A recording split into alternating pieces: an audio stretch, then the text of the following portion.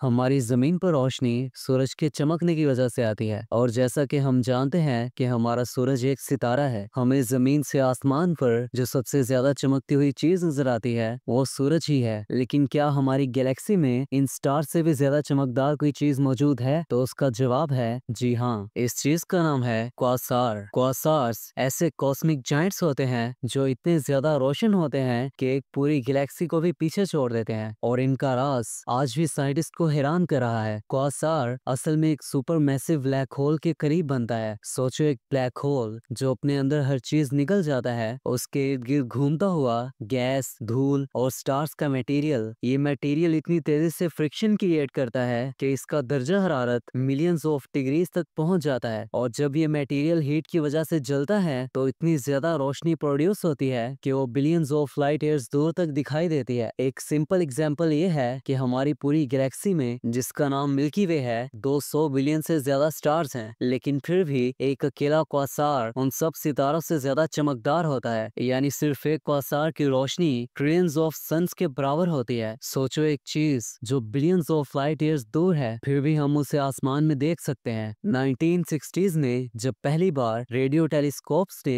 Quasar को detect किया तो साइंटिस्ट उसे देखकर हैरान रह गए। पहली दफा तो साइंटिस्ट को ये लगा कि शायद ये भी एक स्टार है, लेकिन जब डिटेल से स्टडी किया तो उन्हें मालूम हुआ कि एक स्टार नहीं बल्कि गैलेक्सी के सेंटर में ब्लैक होल का इंजन है। ऐसे समझें कि हमारी गैलेक्सी के बिल्कुल सेंटर में एक ब्लैक होल है। ये ब्लैक होल हमारी पूरी गैलेक्सी से मैटर को अपनी तरफ खींचता है, लेकिन ये सारा मैटर डायरेक्ट उसके अंदर नहीं चला जाता, बल्कि कुछ मटेरियल उसके इर्द गिर्द घूमने लग जाता है। ये मटेरियल इस ब्लैक होल के गिर्द एक एक्रेशन डिस्क बनाता है। ये डिस्क इतनी स्पीड से घूमती है कि फ्रिक्शन और हीट की वजह से वो चमक उठती है, और उससे निकलती हैं लाइट, एक्सरेज और रेडियो वेव्स। सबसे ज्यादा क्वासार्स अर्ली यूनिवर्स से मिले हैं, यानी जब कायनात सिर्फ कुछ बिलियन साल पुरानी थी, क्योंकि तब गैलेक्सी ज्यादा यंग थी और ज्यादा एक्टिव थी। उनके अंदर मौजूद ब्लैक होल्स बहुत तेजी से मैटर को अपनी तरफ खींचते थे। यही वजह है कि साइंटिस्ट क्वासार को एक टाइम मशीन के तौर पर देखते हैं। जब हम एक क्वासार की रोशनी को देखते हैं तो असल में हम बिलियन साल पुराने सीन देख रहे होते हैं, जहां कायनात अपनी जवानी में थी। ऐसा इसलिए क्योंकि ये रोशनी लाखों साल का सफर तय करके हमारे पास पहुंची होती है। अभी भी साइंटिस्ट के पास कुछ सवाल हैं कि क्वासार इतना ज्यादा पावरफुल कैसे हो गया, और क्या क्वासार आज भी वैसे ही एक्टिव हैं जैसे आज से कई बिलियन साल पहले थे। कुछ क्वासार की एनर्जी इतनी ज्यादा होती है कि लगता है जैसे वो अपने आसपास की गैलेक्सीज को भी इफेक्ट करते हैं। आज के वक्त में साइंटिस्ट क्वासार को एक रिमाइंडर के तौर पर इस्तेमाल करते हैं। कायनात के अंदर ऐसी ताकतें मौजूद हैं जो हमारी सोच से भी परे हैं। अकेला एक क्वासार ट्रिलियंस ऑफ सन की रोशनी से भी ज्यादा चमकता है। ये हमें ये सोचने पर मजबूर करता है कि अगर एक ब्लैक होल के इर्द गिर्द रोशनी छुप सकती है तो हमारी कायनात के अनजाने कोने में और कितनी ही मिस्ट्रीज छुपी हुई होंगी।